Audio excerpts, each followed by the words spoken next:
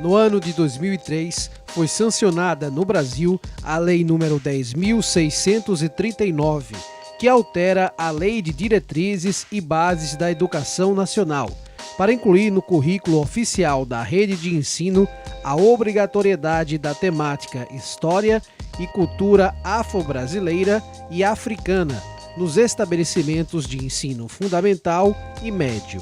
Em 2008, foi sancionada a Lei 11.645, que incluiu a História e Cultura Indígena. Essa lei ela recupera, ela resgata uma concepção mais ampliada do que é formação, né? Ela vai enfrentar um problema que é desse racismo estrutural na sociedade brasileira, que se refletiu nos currículos escolares. Então nós somos uma população majoritariamente formada pela essa matriz cultural africana e afro-brasileira, e os currículos escolares não refletiam com a juventude, com as pessoas em processo de formação, conhecimentos que possibilitassem uma autocompreensão da própria sociedade brasileira. Passado 14 anos de promulgação da lei, ela ainda não foi devidamente implementada nos currículos pedagógicos das escolas. A gente tem situações pontuais onde profissionais fazem um trabalho sobre a história da cultura africana nas escolas, mas a gente precisa, enquanto órgão, entender que isso tem que ser implementado nos currículos pedagógicos do Estado todo, né? O papel do Ministério Público com relação às cotas é a fiscalização efetiva de que essas cotas estejam realmente sendo preenchidas por pessoas negras. Então é importantíssimo o papel do Ministério Público na fiscalização das cotas, nas faculdades, nos institutos federais. Também já tem leis estaduais, lei estadual que determina cota nas instituições públicas estaduais e em concursos públicos. 20% das vagas em concursos públicos também devem ser destinadas aos negros. Então é importantíssima a atuação do Ministério Público na atividade fim, na execução, para que realmente essas vagas estejam sendo destinadas para a população negra e não estejam ocorrendo fraudes.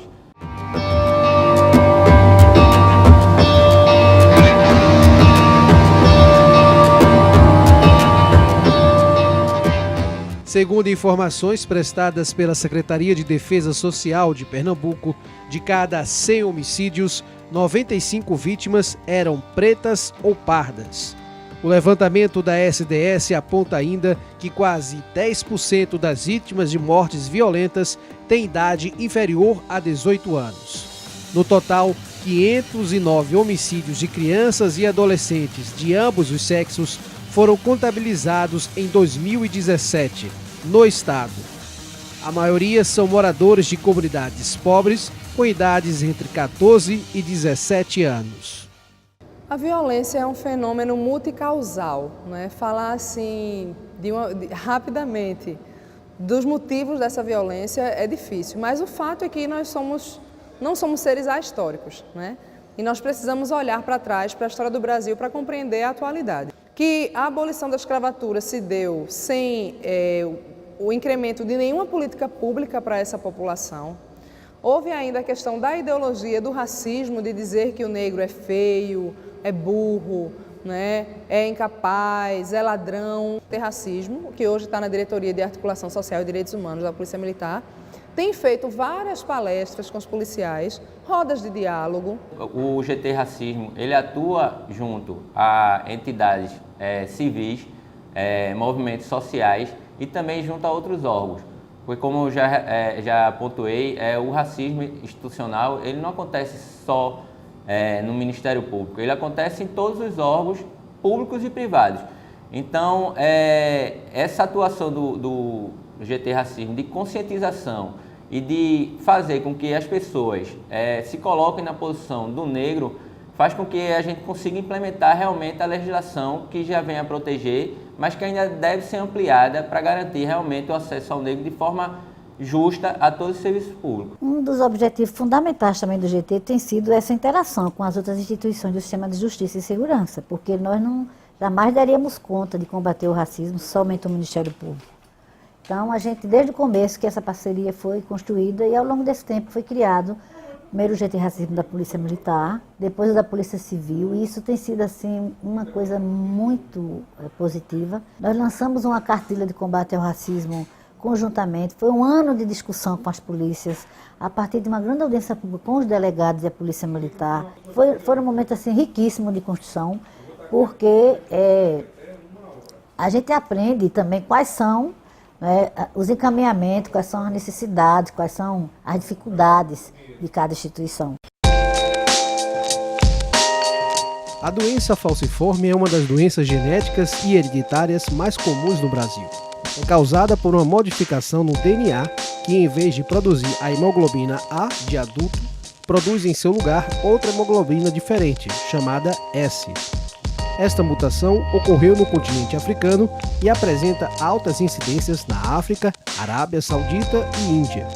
No Brasil, tem presença significativa com maior incidência na população afrodescendente. E aí, no estado de Pernambuco, foi instituída a política de saúde integral às pessoas com doença falciforme e vem sendo feito todo um esforço institucional no sentido da implementação dessa política, da implementação da política de saúde integral da população negra, através de medidas de reorganização da assistência à saúde na hemorrede, através da implementação de ações de qualificação junto aos profissionais de saúde, no sentido de qualificá-los melhor para esse tipo de assistência. Dentro dos autos do inquérito civil aqui da Promotoria de Saúde, foi feita a cobrança ao Estado que fosse elaborada e publicada a política. Somente através da política de saúde na questão da hematologia e hemoterapia que pode ser prestada a assistência adequada às pessoas com anemia falciforme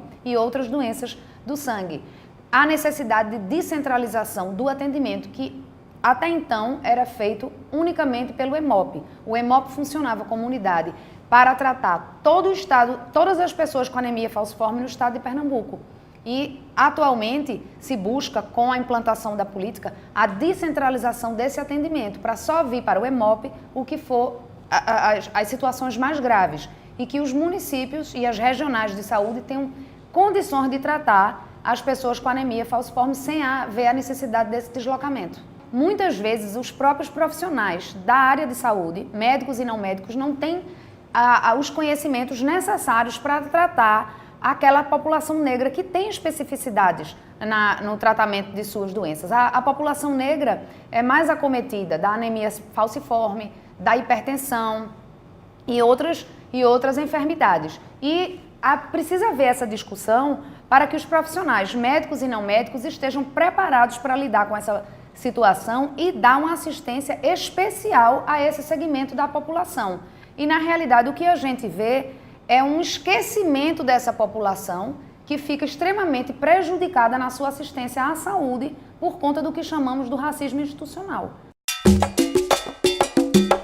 Um Estado laico significa um país ou nação com uma posição neutra no campo religioso.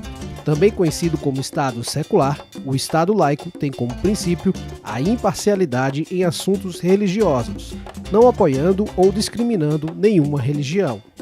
Teoricamente, o Estado brasileiro é um Estado laico, assim quer a nossa Constituição. Na prática, ele não é um Estado laico. Na prática, ele não é um Estado laico. A gente acaba de ver definido pelo Supremo Tribunal Federal a licença para o ensino da religião nas escolas de primeiro e segundo grau. Não é? Como um Estado laico, ele não permitiria jamais que as doutrinas fossem ensinadas nas escolas. Ele permitiria, sim, que os alunos tivessem o conhecimento de que na sociedade existem pessoas que creem, e aí poder dizer quais são as crenças que nosso povo pode ter ou tem, as mais diversas, as mais diferentes, e pessoas também que não creem e que merecem igual respeito àquelas que creem. Isso deveria ser ensinado no Estado laico. O inciso 6º do artigo 5º da Constituição Brasileira diz que é inviolável a liberdade de consciência e de crença, sendo assegurado o livre exercício dos cultos religiosos e garantida na forma da lei a proteção aos locais de culto e suas liturgias. A Lei K.O. número 7.716, de 89, considera crime a intolerância religiosa. As religiões de matriz africana, elas são diversas. Quem não conhece pensa que é tudo a mesma coisa. É tudo a religião do mal. Ou o grupo de pessoas que praticam o mal. O grupo de pessoas que cultuam o diabo. E não tem nada a ver. Isso é uma imagem criada pelo colonizador e que foi repassada historicamente e ainda hoje alguns grupos que se auto-intitulam religiosos e inclusive se valem do evangelho para poder discriminar, não é, os povos de matriz africana adeptos dos terreiros e poder tentar imputar a todos nós aquilo que é a prática deles. Ao longo desses 15 anos, eu diria a você que a primeira audiência pública, essa que eu falei, também estava lá o povo de terreiro, muita gente de terreiro. E eu me lembro de um Yalorixá que se levantou e, emocionado, e disse que ele, pela primeira vez ele estava entrando no Ministério Público para ser ouvido como cidadão, porque ele sempre foi perseguido pela polícia, isso em 2003. Então, era a primeira vez que o Ministério Público, ele entrava no Ministério Público como cidadão. Então foi uma coisa assim bem interessante. E a partir dali também a gente traçou um plano de atuação institucional, né, do GT Racismo junto com o Ministério Público. E uma das coisas postas foi trabalhar a questão da violência com o pessoal de terreiro. O racismo ele é como um camaleão. Quando você ataca por um lado, ele se manifesta por outro de uma forma assim, muito rápida. Graças a Deus, com muito esforço, principalmente da equipe doutora Bernadette, procuradora Bernadette, nós somos a instituição que iniciou essa ideia, um projeto espetacular. Somos modelos para todo o Brasil. E o melhor, não foi aquela questão que você faz um projeto de 6 meses, sai na mídia e depois acaba. Há 15 anos, de forma ininterrupta, o Ministério Público de Pernambuco combate o racismo. E aí nós evoluímos para combater a questão do racismo institucional, defendemos políticas públicas de saúde à população negra, enfrentamento da impunidade nos crimes de racismo, a intolerância religiosa. Então eu tenho muito orgulho desse trabalho que é feito. A nova gestão está apoiando integralmente, porque algumas instituições no Brasil começaram também com esse projeto, mas paralisaram. O nosso trabalho dessa equipe maravilhosa aí que vem sendo coordenada pela doutora Bernadette, nós temos o prazer de dizer que outras instituições abraçaram essa ideia também. Polícia Militar tem seu núcleo, Polícia Civil também tem seu núcleo. Era necessário que as universidades também abraçassem essa ideia de combater o racismo. Era necessário que os setores de comunicação também social, tipo imprensa escrita ou falada, também abraçassem essa ideia. Infelizmente, mesmo após 15 anos insistindo nessa ideia, nós não temos esse apoio de alguns segmentos da sociedade ainda. Mas nós não vamos desistir, porque, como eu falei, é meta da gente continuar de forma ininterrupta nesse trabalho contra o racismo.